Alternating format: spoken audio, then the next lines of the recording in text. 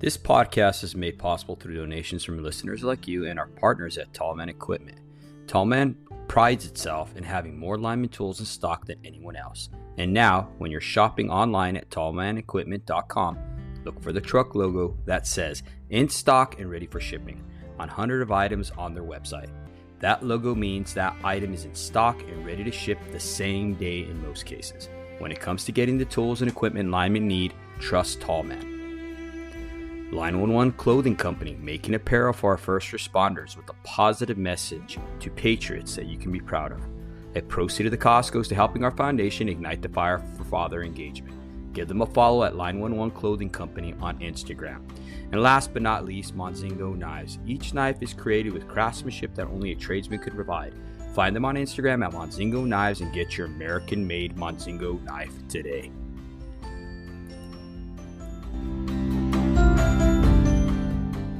Hello, and welcome to the Show Up Dad podcast. This podcast is created for hardworking fathers. At the Show Up Dad, we recognize that fathers providing for their children is certainly important. But when men truly understand their unique role and gain the knowledge and skills to be great fathers, they can transform and impact future generations. Today's guest is Waylon Hasty. He is a journeyman lineman and the owner and founder of Elite Lineman Training Institute located in Tunnel Hill, Georgia. Their mission is to bring hope to all people by helping them build their careers in the line industry through biblical principles. He has been happily married to Sue Ellen since 2011, and together they have 4 beautiful children. Welcome to our Show Up, Waylon. Thanks, man. I'm excited. Absolutely, man. Dude, I just thank you for coming on here. And, you know, I reached out to you because I saw what you guys are doing, and I know that's a big part of our industry right now is these line colleges. I know me coming up, we didn't have that line college. We didn't need that. It was just kind of taking guys out from the farm and guys who knew how to work with their hands, you know, and that's the way we went about it. So thank you for coming on, brother. It's my pleasure, man. It's truly an honor. I'm sure the subscribers or the guests you have will know where Tunnel Hill, Georgia is when we finish, just due to the accent, but it's truly my pleasure. I'm grateful. Well, without further ado, brother, let's go ahead and have you just tell us a little bit about yourself, if you don't mind. Sure. I've got a long story, and I'll share as many details as I hope and pray is beneficial to the listeners. Mm-hmm. And you know, it's story coming up. I would say what I would call average American home. I had 2 older brothers. Of course, they picked on me, beat me up a lot in a good way. We were tight. We're still tight. Mm-hmm. And growing up, just normal average Joe families, dirt bikes, small farm. My folks had dirt moving equipment, so we were around dozers and excavators and all that kind of stuff growing up as kids. We hauled hay in the summer, and there's tons of memories I can recollect. And when I got to about for me personally, around the age of 8 or 9, I became a Christian. I came to know Christ, and at that time, it was a really big deal. When I got about 12 to 15 years old, it kind of went by the wayside, and it was I don't know, it's kind of a tough season of life, just like every 12, 13, 14-year-old. You're trying to figure out who you are. It's tough. And so we began to my brother and I, one of my brothers, my middle brother, we started team roping, and we got into the rodeo and the horses and all that kind of stuff. And then by the time we were junior and senior in high school, team roping, I kind of became bored. I'm not going to say we were good at it by any stretch of the imagination, but it was really fun. We really enjoyed it. And on the backside of that, just because of the boredom, we started steer wrestling, right? 2 horses chasing a cow, and you jump off the horse, grab the cow, and never did that at any kind of professional level. It was always a hobby. I wouldn't even say when I finished up after doing it for 12 or 15 years that I was quote unquote good. I did enjoy it. I still miss it to this day. Started doing that at about, I don't know, age 16 or 17, and got a rodeo scholarship, went to University of West Alabama. College was not for me. It was horrible. My mom was the biggest convincer of me going to college. And she said, your GPA is too high. You're too smart. You have too much to bring to the table to not go to college. And just like I would say most, maybe not, I don't know. Maybe I was in a smaller percentage of people, but when I got to college, it just wasn't for me. I just wanted to go to another rodeo and Mhm. had zero discipline to be able to apply myself to go to classes and get up early and, do the things adults do. And Uh-huh. and it was just way too much freedom for me. And I'm just being real candid in that. And when I came back home, I was like, a friend of mine and I were talking about it just this week. And college, when I was in college for the year, man, I could not wait to get a home cooked meal. It was the brokest. It was about 4 hours from my hometown, and I was so broke. I had zero money, and my parents would send me money, and somewhat ashamed of it, but I would just party with it. That's all I would do with the money because I was a freshman in college and I had no discipline to do the right thing. Mhm. And come back home, and when I came back home, I had a friend of mine. He said, "You need to go to work at Georgia Power Company." And it's a company here in the Southeast. It's investor owned utility. And I was like, "Yeah, sure, whatever. Tell me where to apply." Mhm. And I applied. Had oblivious, total oblivious. I remember going to the interview. Two of the guys that was in the interview may not even remember the interview like I do, but I remember it. And Mhm. I remember sharing with them, like, "Do you guys have bulldozers? Like, that's what I've been around my whole life." And they were like, "Yeah, but that's not what you're coming here to do." And I was like, "Well, I've got some mechanical skills that I could bring to the table from like a hand-eye coordination." I certainly wasn't a bulldozer operator, but I'd been around all that stuff my entire life. Yeah. And those guys, one thing led to another, obviously, and I got hired there at Georgia Power, and I was an apprentice. They had an accelerated program, and Mhm. I think it was like 3 years, 10 months, something like that. Great training facility, great training program. Mhm. Became a lineman. All meanwhile, I was still rodeoing a lot. I Mhm. spent uh, every Friday night we would leave to go somewhere. Obviously, 98% of that was somewhere in the Southeast, be it Georgia, Florida, South Carolina, Alabama, Mhm. Mississippi, obviously sometimes in Tennessee, but there was a couple percentage times that we would take off on the road, and we would be in Arkansas every now and then, Oklahoma, Texas. None of that was a lot, but it was every now and then. And, Mhm. being on the road, met a lot of good friends and all that stuff. And kind of through the progression of my career after I made lineman, the way the IOU here in the Southeast works is there it's union and it's Mhm. seniority based, and it's what they call here statewide seniority. So once I made lineman, I was through the apprentice program. Obviously, you're moving up through uh, a seniority ranking of somewhere between 1 to 3 years in that apprentice program. Sometimes when the program is not running as fast, if you will, it gets up to about 4 years. So when Mhm. you get close to making lineman, you got the seniority of the apprentices and the energized stuff. And then I made lineman. And when you made lineman, because of their statewide seniority here in Georgia, the way that IOU is, my seniority would not allow me to work close to home. Mm. So I remember very clearly, like my very first day as a lineman, like I had to go to Atlanta, downtown Atlanta, and Mhm. downtown Atlanta is like, that's not for me, man. I'm country. I'm like I said with the accent and stuff. It's like, God, I remember going to downtown Atlanta. I was just looking up at the buildings, and I met so many good people down there. So many good people. Mhm. And after a couple years there in Atlanta, just different service locations or headquarters, um, the opportunity came for me to interview. It was in about 2011, maybe 12. Mhm. I interviewed for what they know at that company as a crew leader. It's basically a working foreman. You're still a union member, and you're responsible for a crew. And Mhm. and that was back up in what I call rural Georgia. It was back up this way, and it was in Trenton, Georgia. I was in Trenton for, I don't know, I'm gonna guess about 2 years. Mhm. Don't quote me on all these dates. I'm just kind of living back through that. And when I was in Trenton, worked with a really good friend of mine. He's here at the school with me now. His name is Shane Hyatt, and he and I were riding down the road one day, Mhm. and Shane's a believer. I mean, he's a rock, man. He's a solid rock. He's like one of my best friends ever.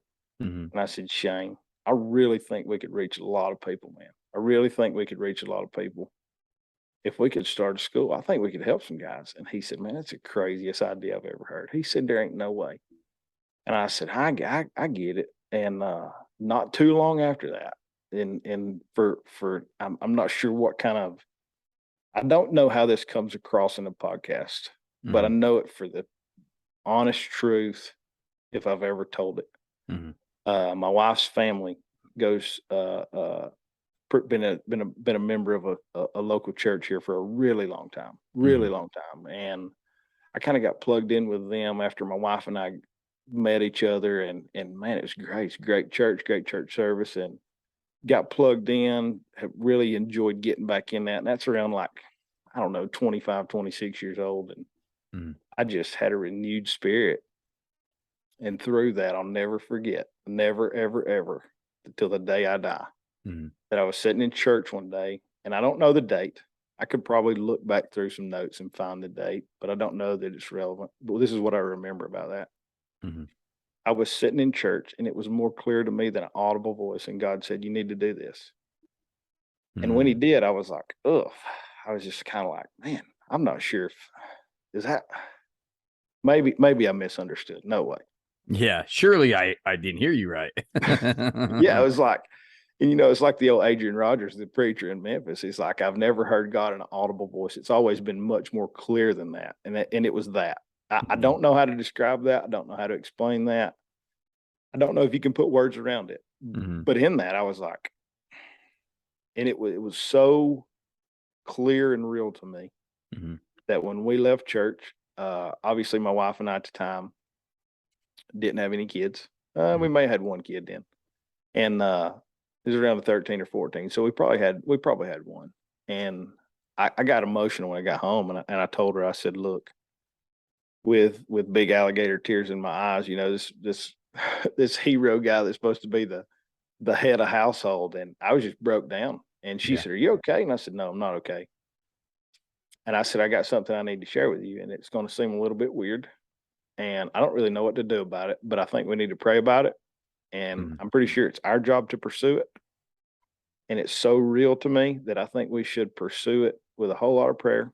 And we will be looking for a door to slam in our face." I said, "But if it means we have to sell the house in which we live in, Mhm. I've got to pursue this because God said do it." And I kind of gave her the spiel. He's not necessarily, I don't know that it was so clear to me that He said start a school.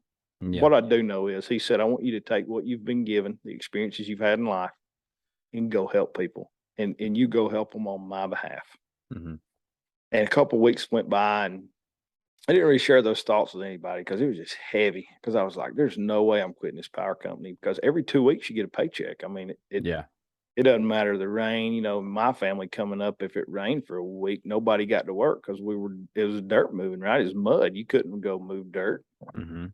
And so I didn't really tell anybody. And I was back at the same church, and the guy's a good friend of mine who's helped us develop character building curriculum here at the school now, and he visits here once a week. But Mhm. it was the weirdest thing. Like, he stopped me in the hallway and he said, "I got to ask you something. Have you ever considered like working for yourself and not working at the power company or not working for another utility company? Maybe just doing something on your own?" And I was like, "What's the matter with you, man? Why do you even ask me that? Where does that come from?" And he was like, "Well, I don't know. I've been wanting to ask you that for a while, and I just feel like today's a good day to ask it. And I can take you back to where we were standing when that happened, because it was like, okay, I get it. Mhm. I get it. I'm gonna do this. Just give me some time. Let me adjust." And a lot of things happened through the starting of the school, and Mhm. man, there's so many stories that I could tell. One of the first pieces of that was while I was in Trenton, I interviewed back for a job toward Metro Atlanta, which is about a 60 or 80-mile difference in commute. I mean, it's quite a ways. But Mhm. the jobs back around Atlanta were reconducting jobs. They were what Georgia Power called project crews, and those project crews would work Monday through Thursday instead of Monday through Friday, and their on call demand, I guess is the right word, is not quite as much for a typical brick and mortar when you're on a project crew. Mhm. And so I get in, the very first job I interviewed for back down in Atlanta, I get it, and as if I'm one to like negotiate with God, I know I'm not. Mhm. I said, "Well, I'm gonna take my Fridays off, and I'm gonna pursue this thing one piece at a time." And it became a little bit more real and a little bit more real and a little bit more real. And I was very nervous, very nervous. I didn't want to share with anybody kind of what was going on in my brain because I thought, man, if somebody here at the power company finds out, they may say this is a conflict of interest and they'd let me go. And I've got 2 or 3 kids at home already to. Mhm. So one of our children was born in 2013. One was born in 2015. One in 2017. One in 2019. Mhm. And depending on which piece of the process I was in, I was 2 or 3 kids, and I was just so nervous that somebody would find out. And I set up a meeting with one of the higher managers or executives at Georgia Power, and actually took a vacation day, Mhm. and I went and sat down and talked with them, and man, it was I was nervous because I thought my goal was to tell this executive like this is what I want to do, but I really don't need to lose my job because my family's counting on this power company and until we stand this thing up. And with a deep breath, and I mean I had a lot of nervous energy. I would say it was like very noticeable to him. And I Mhm. just told I went in, he said that you've set some time up with me, and what do you got to chat about? I'll be glad to chat. You got my ear for 30 minutes, go. And I just kind of not necessarily poured my heart out, but I was just very honest with him. I just said, look, I'm really nervous about being here. And I'll cut right to the chase because I know your calendar's busy, and I don't want to take up any more time than you got. So I told the guy, I said, look, I'm thinking about starting a school. I've been approved by the state of Georgia because it's a regulated business. State of Georgia's given me the green light, and I don't know how long it's going to take us to market it and actually recruit students. And I also don't even know if it's really going to work. I said, but Mhm. I want you to hear out of my mouth that I'm not bitter. I'm not disgruntled. I don't have any problems with Georgia Power Company. I'm grateful for the time and opportunity that I've spent here, and I may be here for a really long time, or I may be gone within the next 3 to 6 months. And his words were, um, "You have a great reputation at this place. I know who you are.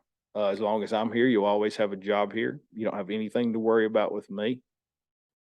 Don't sweat it. Keep doing your job. Do it well. If things don't work out with the school, you'll always have a place back here." And I was like so grateful for that. That was super answered prayers for me. That was in November of 2018. I'll never forget that. Mm. And of course, I went back maybe a couple weeks later, told my immediate boss, supervisor, that I didn't know how long, but sometime out in the near future, I would probably consider leaving. I was scared to turn the notice in because I knew if they found out, just being safety sensitive, they may let me go. And we dumped out the marketing in February, once we got our feet under us, because when all this stuff happened, before I went and met with that executive, we were at Hurricane Michael. The state of Georgia called me and they said, "Hey, you've been approved to start that school. We need to set up a site visit." And I was in Panama City on Hurricane Michael. Mm. And we were down there for about 4 weeks, maybe 3 weeks. It was a pretty long deal because that hurricane came up through Georgia. And Mhm. when we finished up what we could in Georgia, we went on down to the coast there and rebuilt some stuff in little bitty Panama City that's just east of Panama City Beach, Mhm. and worked there for, I don't know, 6, 8, 10 days. I'd have to look back at my calendar. But after I got home from that's when I got to pursue all this. So it could have happened faster, I assume, had it not been for that hurricane and stuff. And Mhm. you think back to kind of what's brought me to here, and it's like there's so many things that I Mhm. believe with all of my heart that I'm incapable of doing. And I'm so grateful that people would see me and see the ability not to, because Mhm. I don't believe I have the ability to be where we are. And we have an amazing team of people that work with us here at the school. We started, myself and the secretary and 7 students, when I left Georgia Power in May of 2019. My Mhm. wife was 8 months pregnant with our 4th child, and I Wow. was nervous, as one could imagine. Mhm. And with that nervous energy, I don't know that I've ever had any more peace in my entire life. And started myself and the secretary and 7 students. Next group was like, I don't know, maybe 9 students.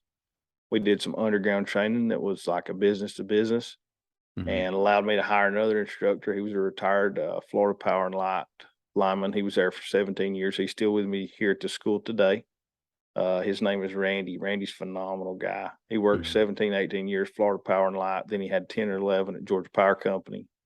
Originally from the Bronx up in New York. Mhm. Got a little bit of an accent. We like to give him a hard time because obviously we have an accent as well. But Yeah. Randy's a brother to us, and it's grown since. So now we have 8 full-time employees. We run our program into quarters, so it's each quarter. Mhm. And I have more stories that I could share from this school than we have time to share on a podcast. And I mean, I could give you some highlights of some of those, man, but Mhm. we're doing what we're supposed to be doing. And we don't we know that, maybe even for some of your listeners, right? We're just another line college, but we don't want to be that. We don't want to be just another line college. Our heart and soul Mhm. is in the personal character development of these students. And it sounds really weird, especially coming from from one lineman to another lineman. It's Yeah. like, are you not going to teach these guys to do line work? And one of the very first things we do with these guys, very first thing we do with these guys Mhm. on orientation day, even it kind of starts there, and it's very repetitive. And one of the quotes that they hear over and over and over at our school is, if you don't know who you are, you cannot grow where you are. So, Mm. when you have conversations with employers and things, to your point of like this next generation of line work, or even this next generation of what I call men. I say we Yes. got enough males on planet Earth. We need men. Yes. And so that's kind of, we teach from that perspective. Mhm. And it's a I don't know, the best metaphor maybe is a peel back the onion concept Mhm. for a 20-year-old, 19-year-old average guy, because when I was 19 and when you were 19 and these guys come in here at 19, they really don't know who they are. All they No. know is who everybody else has told them to be. Mhm. And we teach them that it's okay to be you. And, Mm. one of the stories that comes to mind when I have this conversation with people about our school, and this might sound like such an oxymoron, but it's who we are at our very core. We had a guy, and man, we he struggled. He struggled physically. He struggled mentally. He was way back in probably class 3, probably 2 to 3 years ago. He was early on in our program. We had 10, 12 students, and he was just struggling. He was struggling physically. And I don't mean this in a what I'm going to say is not like a stereotypical conversation where we judge people, but he openly told us, like, I don't have a farm background. I don't have a hands-on background. All of my background, my time in middle school and high school, I never played sports. I played video games, and Mhm. he said, but I'm going to finish this program. He just had his head down, and he did, and he got Mhm. into line work for about 30 days, and he didn't make it. He didn't make it in line work, but he called us back when he got out of line work, and he said, I want you guys to know, I want you to be the first to hear that I told you that I would finish that program, and I did everything you asked me to do to be able to finish it. But I know for a fact line work is not for me. However, if I had the opportunity in my life to come back through that program because it taught me so much about who I am, I would do Mhm. it again. Wow. And that was a game changer for us. We Mhm. knew then that the things that we thought were ideas were Mhm. working. And then it was just basically consistency and pedal to the metal to be able, not necessarily to recruit students, Mhm. but to be able to try to help them figure out who they are. That guy is currently working in an IT department in the United States Navy, and I'm so proud of him. Wow. No, man, and you're absolutely right. You're absolutely right. When you're that age, you're so impressionable. I could just even think about my own experience going to the Navy at, 17, 18 years old and just being around the guys who are 24, 25 who I looked up to. I didn't know who I was. I mean, I would pick guys who I liked some characteristics about them, whether if they're confident, whether they could do as many pull-ups or could run or swim, whatever it may be, right? Whatever they had that I was drawn to, that's who I tried to become, because you do not know who you are. And I see that even with me being an instructor now. I see these young guys coming in. and automatically they start gravitating towards certain people, right? Good and bad. Yeah. And it's so important that we have good mentors for them because, I mean, they're easily swayed. They don't know any better, right? Yeah, they are. And it's, I had a conversation and it seems to be I don't know, the vibe of society Mm-hmm. for the next generation. And before I say what I'm going to say, this I will say, I hear older people say that are a little older than you and I. They'll say, "Oh, I don't know about the next generation," or "I do. I know the next generation is freaking rock stars. I Yeah. mean, rock stars. If you tell the next generation why they do what they do and how they do it, I've seen it Yep. time and time and time again in our program.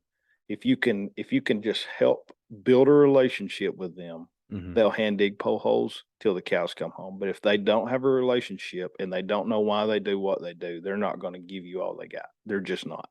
Absolutely. Through that, I had a conversation with a guy that I had met, and he wasn't in our program. He come to us. He had been through another line program, Mm-hmm. and he come to me and he gave me the what I would call the famous open to public student question for a lot of the students that go here or any other program. Do you go union? Do you go non-union? And I asked the guy. I said, Mm-hmm. "Well, what is your goals, man? Tell me what your short term and long term goals are, because that's what's going to help you decide where to go." And his goals Mm-hmm. were to have a new pickup truck. And I told him, I said, "That's okay goal." I said, "But you need to go a little bit deeper." Right. I didn't have time to go really in depth with this guy. It was just basically a conversation in a parking lot, if you will. Mm-hmm. And I told him in that conversation, I said, "Pickup trucks are okay." I said, "There's nothing wrong with that." I said, "But I desire for your goals to be deeper than that. I desire for your goals and for you to have a mindset to be able to set your own path, that a pickup truck is a part of the wake of the boat. It's not the thing that drives you, right?" Mm-hmm. I want you to go deeper in that conversation. Mm-hmm. And it was just it felt to me like this thing in society was like, Mm-hmm. "Man, this guy's thinking about a pickup truck," which is okay, because when I was 19, I did too. I'm not throwing rocks, Yeah. but I want us, especially at the school that we run here, to truly, truly, truly get these guys to think about that, because Mm-hmm. there is they need to know who they are. That pickup truck will happen. But if you don't know who you are, when you get the pickup truck, you're still going to be empty, because all you're going to do is want another one. Mm-hmm. Yeah, it definitely isn't going to fill that void that's in you. One of the things I was always told as a young apprentice coming up in the trade was, Davey, they used to call me Davey, and they'd be like, "Hey, Davey, don't worry about the money. It's going to come.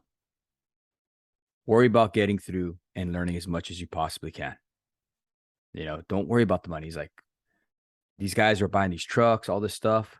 He's like, it's true. I mean, you see new apprentices, you could always tell the apprentice at the yard because they'll show up in this $100,000 truck, Yeah, jacked up, big tires, all the fixings it's on so it and true, man. everything. And it's like, you see the linemen and they're driving a little beater like me, Yes. what I mean? Yeah. A little res rocket, that's what I used to call my car. And, um, Yes. you could always tell the apprentices and stuff. And it's funny, because yeah, that may be something that they wanted at that time. But as you progress through this training, as you progress in your career, your needs and wants are going to change as you change. Absolutely. Absolutely. And it's one of the things that, and it's not about, like, this whole podcast is not about me. It's about them. It's about Mhm. how can we relay a message to help people. And the biggest piece of that, and we challenge our guys in the Mhm. context of what you just said, like, we start these guys out when we do this character deal, is we start them out on week one with, like, what are your values, man? Like, what do you draw Mhm. the line on? Like, that's what you need to know. What is it that you draw the line on when it comes to character, your personal character traits and who you are? Because that's going to set the standard Mhm. for how you do what you just talked about, how you learn every day. What is your mindset when you get out of bed? Do you think somebody owes you something? Because nobody owes you anything. We teach our guys from day one, Mhm. the breath that's in your lungs is a gift from God. And if you don't believe it, when you lose a family member or a close friend, you'll have no control over that. Mhm. the breath that's in your lungs is a gift from God. So we refer that back to, it's some scripture in Romans 5 Mm-hmm. where this idea of tribulation is good, and Paul kind of runs down through a small list, and he says, like, the result of all that tribulation and trouble is hope, and Yep. hope it's the fruit of the spirit, man. That's where it comes from. Like, then we flip the script over to like a Jocko video, Mm-hmm. and basically Jocko gives a little 2 or 3 minute spiel, and this idea is when something bad happens, when you don't get what you want, good. But Mm-hmm. what happens in that, and the good in that is it's just how you look at life. It's Mm-hmm. not that a car accident was good. That's not it. But it's the mindset of being able to say, what can I learn from all this crap that I'm in? And then when you figure that out, you're like, you get to wake up and it's a breath of fresh air every Mm-hmm. single day. It's a game changer. Mm. And it's also learning the why, like you said earlier. You're like, oh, you need to know, who you are, right? Well, a big portion of knowing who you are is knowing the why you're doing stuff, you know, Absolutely. and, And and and you know, and on both sides of that, we teach that here. And it's like, and the why, if our guys, our students, if they know the why, you can't stop them, man. nope. You can't. You can't. And there's I know that I'm not privy to East Coast to West Coast population, and I Hmm. know there's exceptions to the rule, but I also know this. Human nature has Hmm. a desire to want to belong. Yes. Human nature has a desire to want to belong. And if you can tell somebody, you got to hand dig this pole hole, Hmm. or we're going to frame this pole on the ground, or when we finish this pole, we're going to climb this pole. And when we climb this pole, we're got to hang this arm and that wire and that insulator and that pot or whatever it is. Hmm. And you can paint a picture for them as to why they got to do what they got to do. 9 out of 10 people that are in this business that have been in it for more than 6 months will give you 110%. Hmm. But if you say, go dig that hole, and you go back and sit in the truck and turn the air conditioner on and play on Facebook, that guy is only going to do what you do. Yep. And The, that's what we teach our guys from the perspective of always know why you do what you do. If a guy asks you to hand dig a pole hole, say, gladly, sir, how deep and how wide? If you mhm. don't mind me asking, I hadn't been around any kind of utility locates. I hadn't been around this call before you dig idea. Can you explain to me what might be in the ground right here? Ask them from a learning perspective. Mhm. 100% of the linemen that care about their job will, will take that guy under his wing and help him get where he wants him to go. Absolutely, and it's in our nature too as linemen to be the teacher, It is. one of the things that we had a past guest on here, Brady Hanson, I'm sure you're familiar with him. He does a lot of the EPZ and grounding and the written and read guy, we call him, right? Yeah. And, Brady came on and he talked about how one of the biggest things that a lineman has going for him is our ability to build relations and connections. And it's true. I mean, you can go across the country, and if you tell somebody in a bar or wherever you're at, I'm a journeyman lineman, they're gonna be like, "Oh, right on. I know someone's a journeyman lineman, or I'm a journeyman lineman." And automatically there's that camaraderie, and then you guys can start relating right away. You know what I mean? And I think that's pretty awesome that we're able to do that. At the same token, though, when we're doing that, like you said, no one really cares how much you know until they know you care. So once you start building those relationship bridges, right? Like you're talking about, and asking them questions and stuff like that, that's just going to open up the door for that person to be able to want to teach you more, and just open up that door for friendship, whatever it may be, because like you said, the human person wants to connect. They That's do. we're relational, you know? There's a great desire for that connection, and there's a great desire for recognition. And Mhm. the generations previous to us, I believe with all of my heart, they built America. They Yes. had a desire that no matter the why, they Mhm. would not quit. You could not get those guys to quit. My grandparents, your grandparents, our great Mhm. grandparents, it didn't matter what happened. They didn't have a choice. They wouldn't quit. Mhm. And they made America who it is. And I'm thankful for that. But I'm also thankful that we don't have to live the way they lived from a perspective of we do have a choice, and we Mhm. do have what I would say is a little bit more. I don't know if the right word's freedom in society, but there's a lot more options. I should say that's it. There's a lot more choices available, Mhm. and in that, it's like for these for all the guys that are young coming into this business, if you can just give them the why, they will Mhm. give you the world. Just Mm. tell them why you have to do what you have to do, and that's the experience that I have, and I don't have any, like, factual statistical data to back that Mhm. up, but I do know that how we've been able to build relationships with students here, Mhm. that we have as we sit here today, we've graduated through our small program probably I don't even know the number, I hate to say that, Dave. It's Mhm. somewhere around 180, maybe 200 students, and we have probably 10, maybe 15 that are not in line work anymore, and that's the thing I'm Mhm. most proud of. Wow, how many students do you have per class? We have, usually start with about 35 per quarter. Mhm. We run 4 groups a year in an 11-week, 432-hour program, and usually, obviously, we start with 35. We usually graduate somewhere between 27 and 30. Mhm. You got guy scared of heights, guy hurts his knee, all those kind of things, and Mhm. we try to from day one, we try to truly introduce them, and we don't try to sugarcoat any piece of it. Mhm. We don't.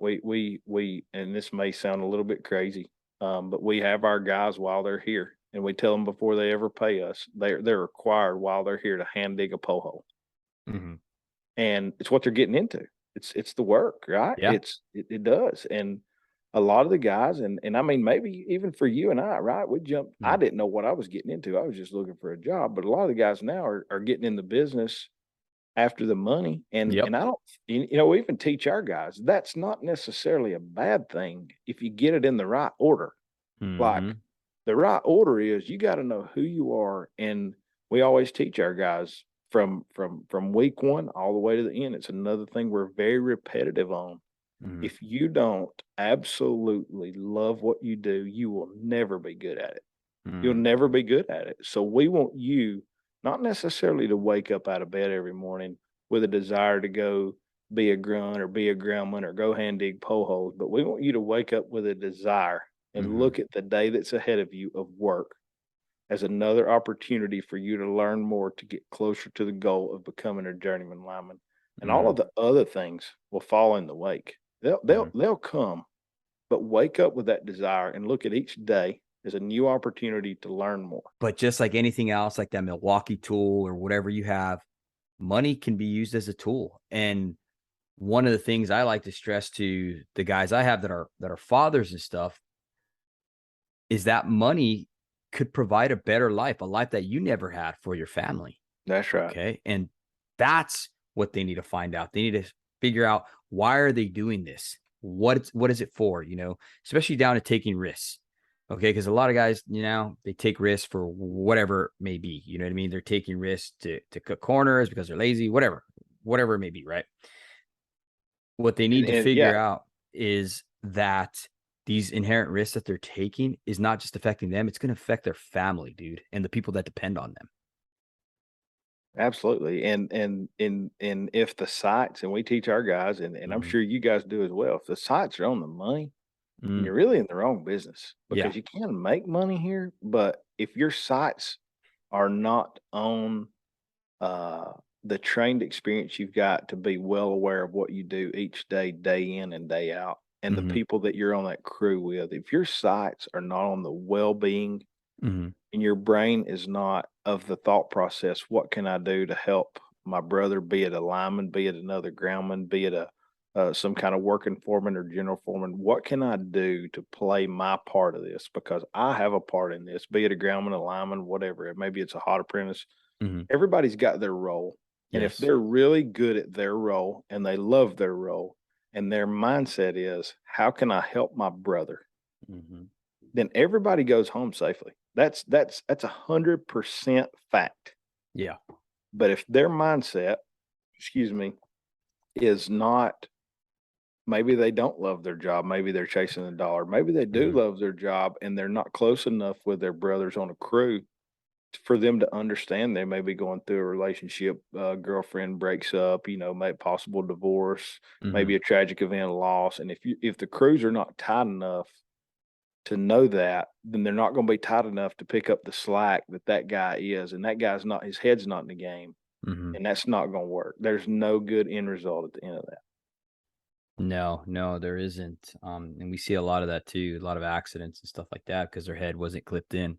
Yeah. Um, Another thing. I think all of that is, I don't think, even for you, even for me, even for anybody, you could be some celebrity movie star, or it could be what I Mhm, would call an average Joe, inline work or not inline work.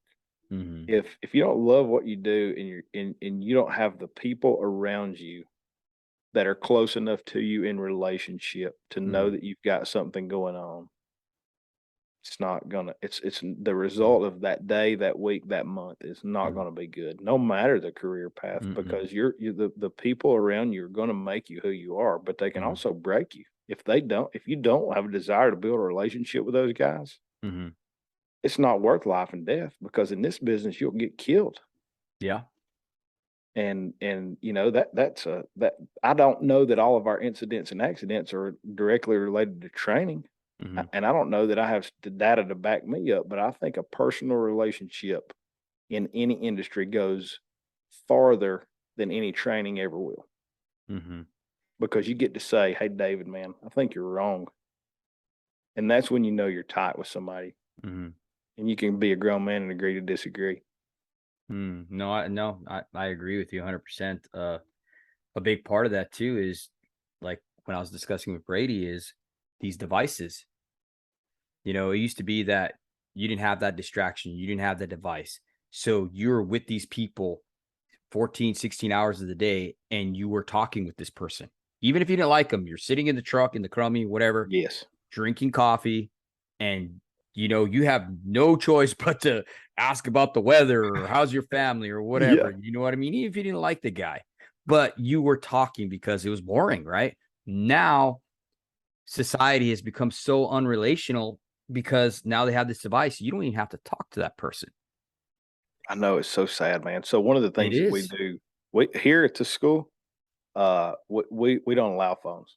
For Mm-hmm. day one, we when I say we take them up, we don't take them up like they're kindergartners, but we have an area in our classroom Mm-hmm. where they put the phones. They put the phones, and when we take a break or we take a lunch break, they can have their phone. Other than that, they're not allowed to have it Mm-hmm. because of that. Because what the feedback we're getting is from employers.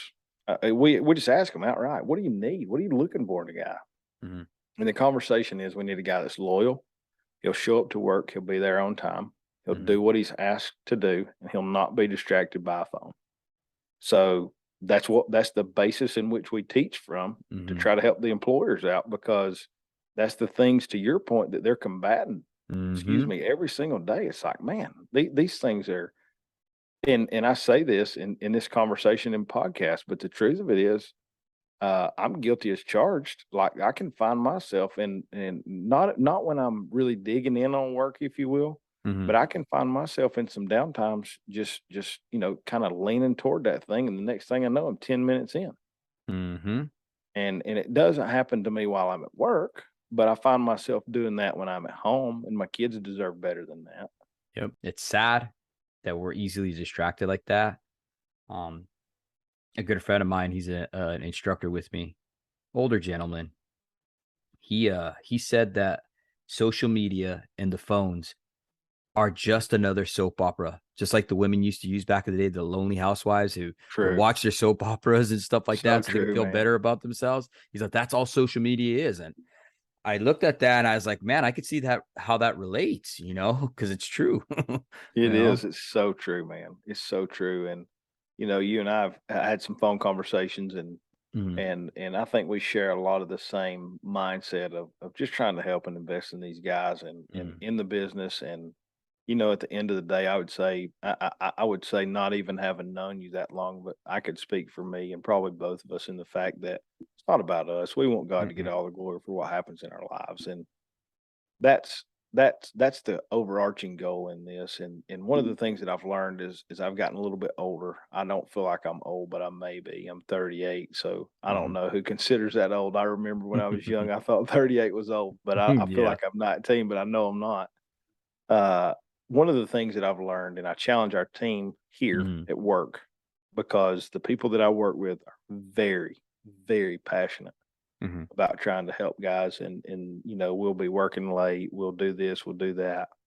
And one of the things that we're trying to move in the direction of and teaching our team here that we work with on behalf of the students and our families Mhm.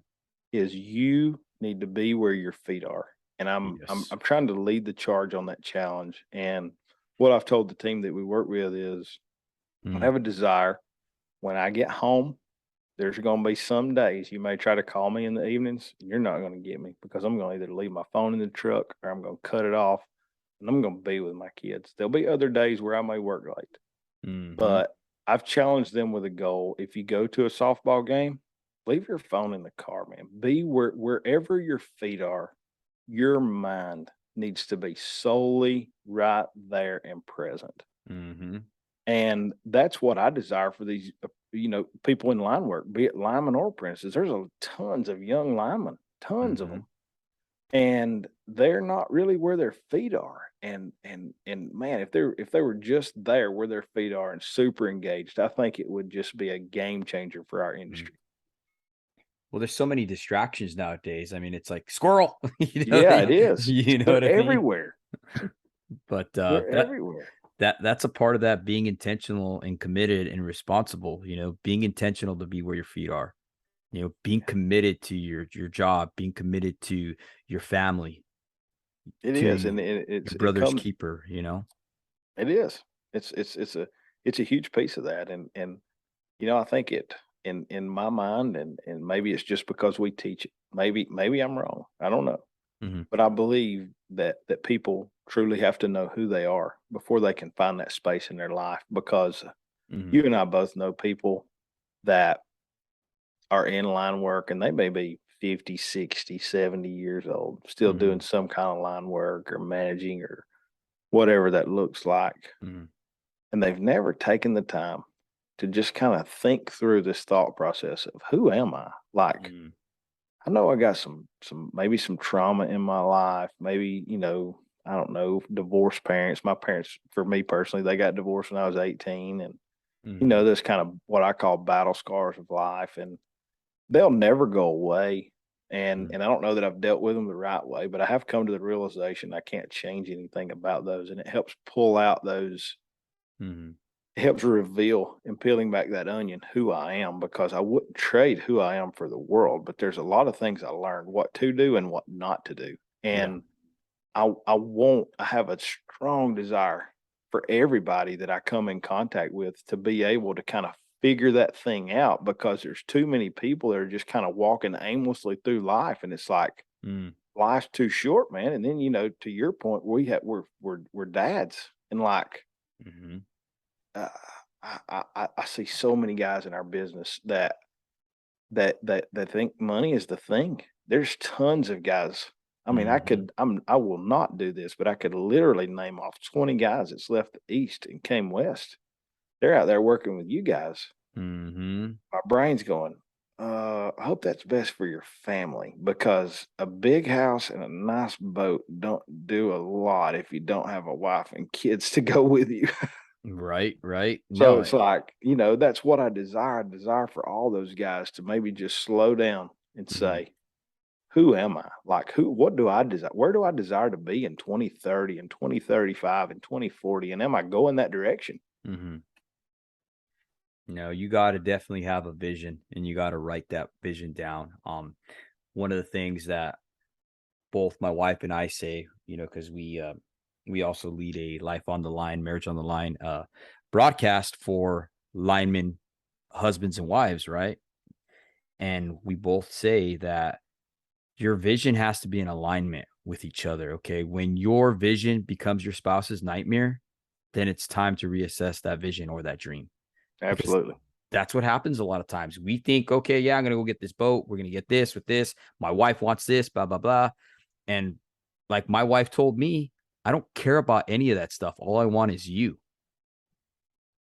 Yeah. You know? I think that is phenomenal because we when we teach these guys early on here at the school about this Mhm. idea, and of course anybody that comes to work on our team, core values, this core value conversation, like we Mhm. teach these 19-year-old guys, like in the thought process, and we give them a pretty long worksheet with 10 or 12 questions that they have to answer and turn in and that kind of thing. And it helps reveal a little bit to us about who they are.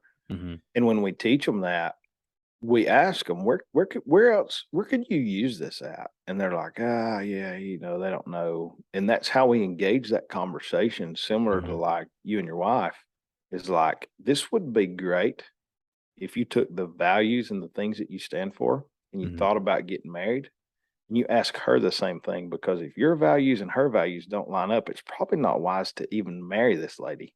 Mhm. And then it's the same conversation for us. Once you got those values lined up and you know where you draw the line on whatever it is, it could be any, I don't know, maybe a political subject or a vehicle subject or a geographical subject. I want to live here. I don't care where I live. Whatever Mhm. that thing is, then you take those values and you figure out how to incorporate it into your personal life. Mhm. And then you take those values and try to fit it into your career. Because if your values that you write out on a piece of paper Mhm. don't line up with the people that are around you, or even the company that you may go work for, then that's not going to be a long lasting, fruitful relationship, be it a working relationship Mm. or a spousal relationship. Neither one of those are going to work if the Mhm. values are not the same. Man, I like that, Waylon, because I think a lot of times that would help you as a man, right, in our industry or in any industry to figure out if that job is correct for you and your family. If that company doesn't support the family, if it doesn't support your values of spending time with your family or whatever it may be, right? Then that's time for you to start making a decision and be like, all right, is it really worth this? The money's here, there's needs, and then there's wants. I need to make a decision for what's best for my family. And that's what comes into play when you know whose you are. Yeah. That's the whole goal, and that's the whole premise that we Hmm. teach this whole value idea from, man, because we just see, it kind of goes back to the conversation, just the discussion a few minutes ago of this idea of all these guys leaving the East headed West. And Hmm. I hope and pray that all of those guys are getting what they're after. I mean, I know some of them are very sound, and they have moved their families out with them, and I'm thankful that they're doing what they love, and Hmm. they're consuming all that. The conversations that I would like to have with them is just this values conversation, because if those things are working really well, then those values line up really well. But if you're working at a company and Hmm. they say that safety and training is a priority, but they don't even have a training department, then that don't really line up. Like, that's not, if you're an Hmm. apprentice. Or flip that conversation. If they say, "Oh, we really value your family. We value your family and your family time, but Hmm. we're so understaffed that you got to work 7 days a week for the next 6 months." Well, you don't value my family time, and it's time that's going away that I cannot get back. And Hmm. we want our we I just kind of want the people that I'm around, if you will, Hmm. to live that way. And I'll be honest, Hmm. since I've started teaching this, and it's kind of a tough thing for me to even say, Hmm. because I do not want it to I do not want it to sound arrogant, but the tough part to say is some of my friends have changed, Hmm. because the more I teach this, the more I figure out where that fine line of values is for myself. Yes. And I've got some friends and they don't have the same line. And I'm like, this ain't really going nowhere. I'm 38, like I'm halfway to death, Hmm. and I don't have time to waste with you, my friend. Like, I want the people that I'm around. I do have a desire, Hmm. conscious or unconscious, intentional or unintentional, to be the average of my five closest friends. Then that allows me to say, Hmm. who do I want my five closest friends to be that can help mentor me to get me where I need to be, in order that these students continue to get what they desire here, and the staff that works on our team get what they need. Mm, man, no, and it's so true, man. You're the product of the five that you surround yourself closest with. My old man used to tell me that all the time. He'd be like, man, show me who your friends are and I'll tell you who you are. And that is absolutely true. That's it. That's it, Mhm. man. That's the name of the game. And those friends are going to value the same things. And what we challenge our guys on, Mhm. if you think that your friends are not valuing the same thing you are, you're in a crossroads. You're either going to start valuing what they value, or you're going Mhm. to have to turn them loose and go your own way. And from all the perspectives of any of those conversations, even any of Mhm. the ones that you and I have had since we started the podcast, Mhm. is what we teach these guys is you get to decide that. Nobody decides that but you. You make a Yes. choice every single day to do the things you do.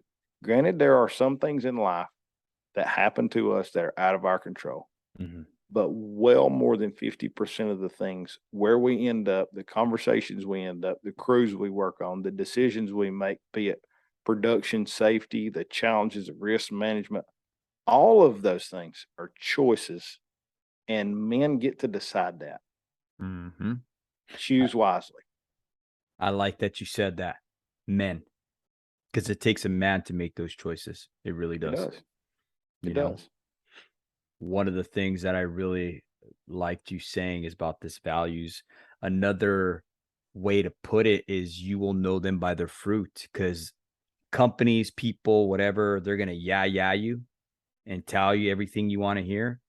But if that's not in alignment with if what they're saying is not in alignment with their actions, like you said, it's just lip service, man. That's all it is, It is and lip service. And looking back, I don't know if this is it's kind of it's another thing that I have a Mhm. little bit of reservation in saying, but I'm just gonna pour my heart out from the perspective of, Mhm. like, when I worked at the investor owned utility here in the southeast for a long time. It was a 15-year working career.